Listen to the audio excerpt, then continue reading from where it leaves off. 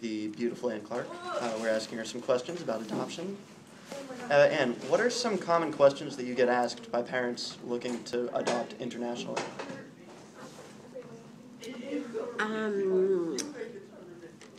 What qualifications do they need?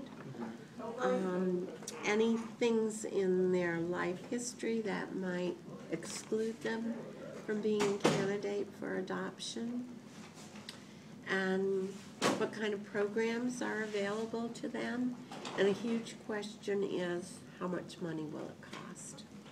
Okay, thank you. What are some common complications that arise when couples try to adopt internationally? What are some speed bumps that people usually have? The main speed bump is programs open and close, often overnight with no warning.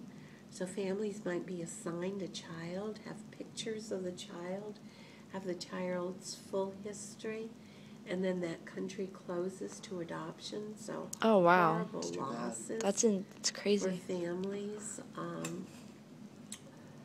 and a lot of bureaucratic delays, or a lot of things. I mean, in international adoption, you're dealing with countries that don't have fully developed infrastructures, and they don't have a bureaucracy. So it's a lot of stop-go while policies are developed. So often not a smooth road at all. People really need to be prepared. I say anything that can go wrong will go wrong at least twice. Oh my gosh. It's a good saying. That is. Do you have any tips to any parents that would want to adopt internationally? If you could give one tip or one or two words of advice.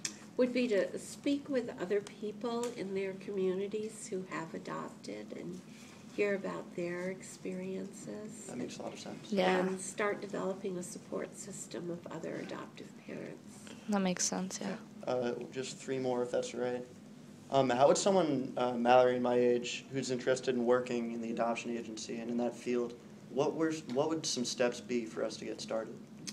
Most people in the field have a master's degree, but that's not true in all programs. So basically would be to do, reading about adoption and keep your eyes and ears open to programs. A lot of adoption agencies are going out of business today because of the cost of adoption. So I think when you all enter the job market, there are going to be fewer and fewer jobs, but there will be some. Okay. Why do you think some families would want to adopt internationally instead of domestically? Two reasons. One is a reason I don't embrace, and the first is people are afraid of birth-parent complications, of a birth parent arriving at their door someday. So that population of people really seems to want to raise children without good birth parent knowledge, and I think good birth parent knowledge is part of the process.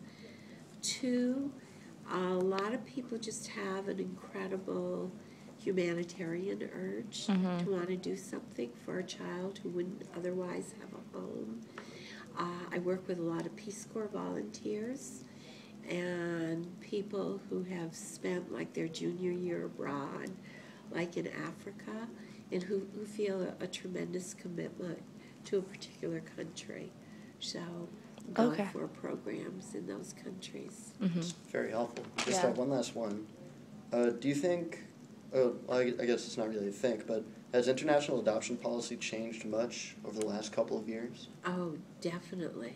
Over, let's say, 5? Yeah, it's become more and more difficult. It's become more and more expensive. So an example would be like China. 5 years ago, China was a well-worn path. You'd put your application in less than a year.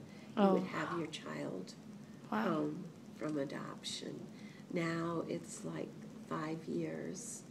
So it's getting more and more difficult. Countries are basically closing to international adoption. It's very embarrassing for countries not to be able to raise their own children. It's really too bad. Mm-hmm. Yeah, so a country like China that's so concerned about their image, you know, is just shutting the door.